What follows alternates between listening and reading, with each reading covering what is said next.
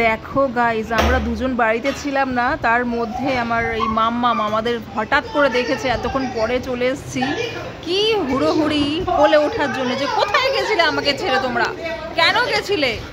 আর ওকে ছেড়ে গেছি ওই দরজায়, কেউ তো আর সেরকম ছিল না, মানে ঘরে দেখার মতো। আমরা দুজনেই বেরিয়ে যাই একটা কাজে, তো তার মধ্যে ও আরো মানে অনেকটা মানে মন থেকে ভেঙে পড়ে যে কি হলো, আমাকে ছেড়ে কোথায় গেল সব, দেখেছো তো, এই হচ্ছে ব্যাপার। তো মানে একবার আমার কাছে আসছে, একবার আমার হাজবেন্ডের কাছে যাচ্ছে, এই হচ্ছে ব্যাপার যে কোথায় গেছিলে, কোথায় গেছিলে।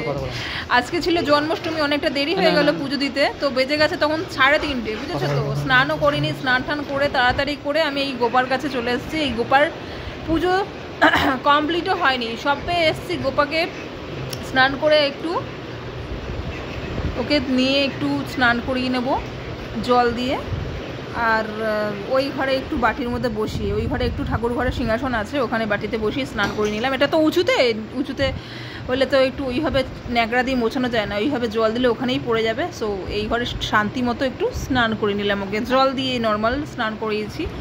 আর এই দেখো ওর ঠাকুমা মানে আমার শাশুড়ি এনেছে এই পোশাকটি, তো কেমন লাগছে বলো তোমাদের? গোপালকে নিশ্চয়ই এরকমভাবেই পুজোটা দিয়েছো, একটু হয়তো অন্যরকম ঘি মাখিয়েছো, বাট আমি ওই জিনিসগুলো করিনি।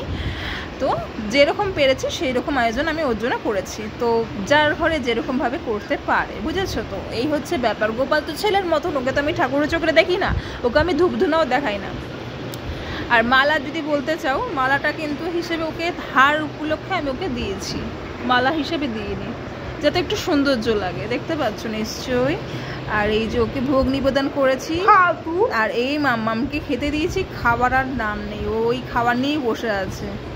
তো আমার গোপালের ফুল লুক দেখতে পাচ্ছ সবাই, তো দেখো ওকে একটু খাইয়ে দিই, বুঝেছো তো, ওকে না খাওয়ালে পরে ওর মনটা সন্তুষ্ট হবে না। আজকে হিসেবে কিন্তু গোপালের মনে হয় কি আজকে তো গোপালের জন্মদিন, মানে জন্ম গ্রহণ করে আছে আজকের দিনে, তো খুব একটা আনন্দদায়ক একটা দিন, ভীষণ সুন্দর একটা আয়োজন, সবার ঘরে অনেকেই করছো নিশ্চয়ই, আনন্দ লোকজন খাওয়ানো নিশ্চয়ই খুব একটা মানে উৎসাহিত একটা জিনিস।